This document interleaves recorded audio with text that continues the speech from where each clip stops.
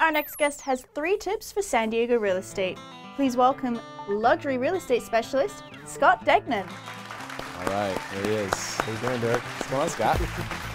Good to have you on the show. Thank you. Thank you for having me. Yeah. So crazy market that we're in right now. It is. A lot of things going on. We've seen a lot on Win This Listing. I've just been kind of, but you wanted to come share some secrets today. So I said, yeah, we need secrets right now. I think we all need help. We need as much information as we can possibly get. Obviously, it's a competitive market for buyers. They're the most discouraged people. It's a great market for sellers. How do you win in a competitive market like this? Or at least how do you not make a mistake?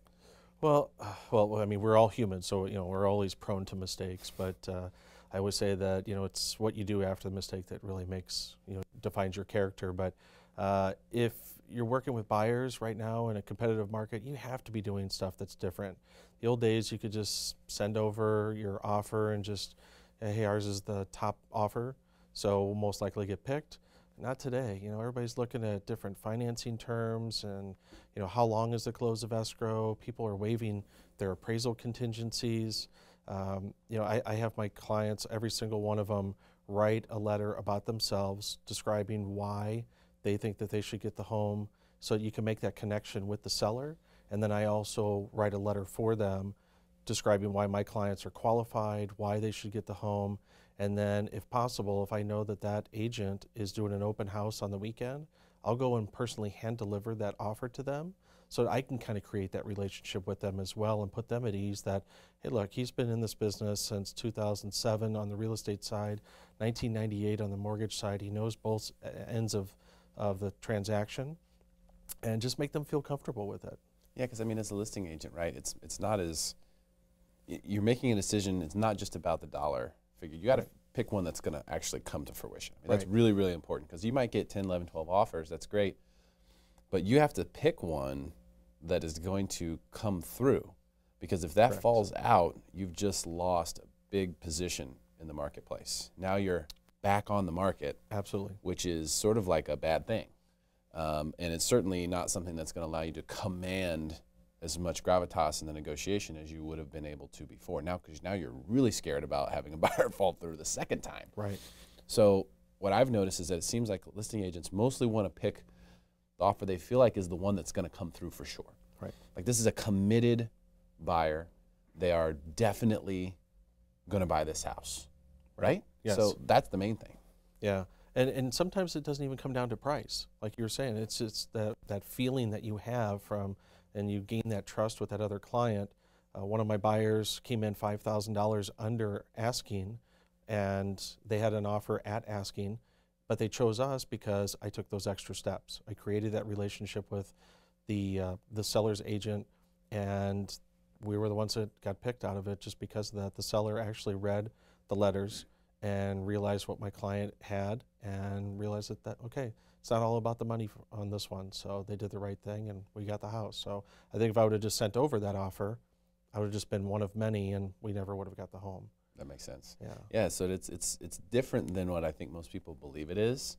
Yeah. Still, that said, you have to have a competitive offer, and the buyers can't just Correct. run out there and make lowball offers and write letters and get property, get Right. accepted. Yeah. That's not happening either.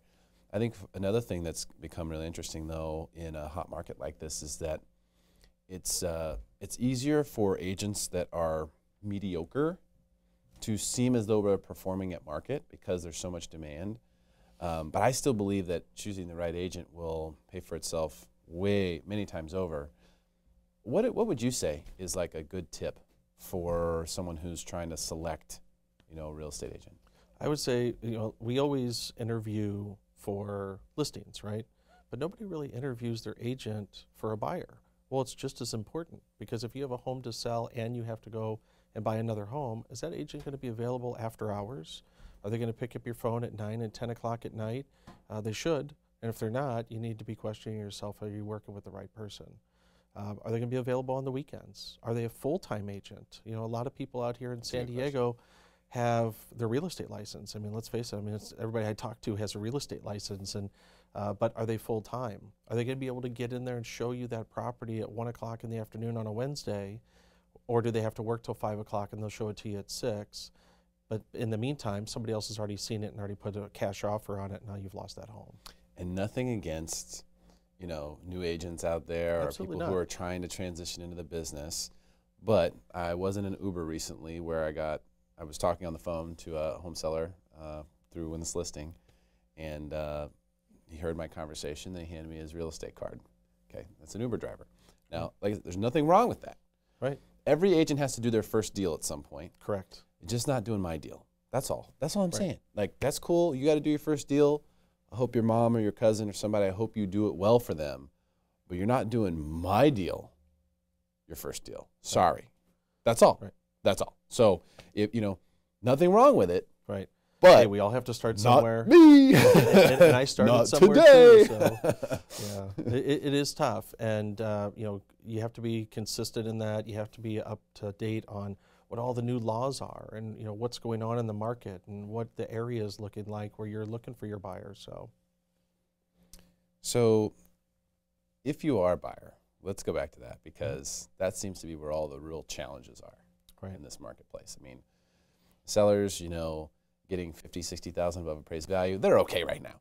Let's talk about buyers. I mean, is there such thing as a deal if you're a buyer? Or what now constitutes a deal as a buyer in this market? How do you find them? So people ask me a lot, is it a good time to buy? So, going to the buyer, I tell them, you have to ask them certain questions. You can't just say, oh yeah, it's a great time to buy, because it might not be. Maybe they're going to be transferred out of their job in 2 years, and maybe they don't make any equity on it, or who knows what the market's going to do, right? But if it's a long-term hold and you're going to stay there, this is going to be your last home, or you're going to move up and go to a different property but keep this as an investment property, absolutely. There's no wrong time to buy. It's a long-term hold. So regardless what the market does, it's going to go up, it's going to go down, rates are going to go up, they're going to fluctuate as well. So I think if it's a long-term hold, it's always a great time to buy. And here in San Diego, with it being a destination city, how can you really go wrong? It's always a good time to buy real estate if you plan to have it for 20 years. I don't care what the market's like. If you plan to have it for 20 years, it does not matter. Correct. It's okay to buy real estate. However, it's not always a good time to sell. And that's why I've been encouraging people a lot, especially in the last 6 months. And I'm going to get more, I'm going to become even more pronounced and more vigilant. I'll say that.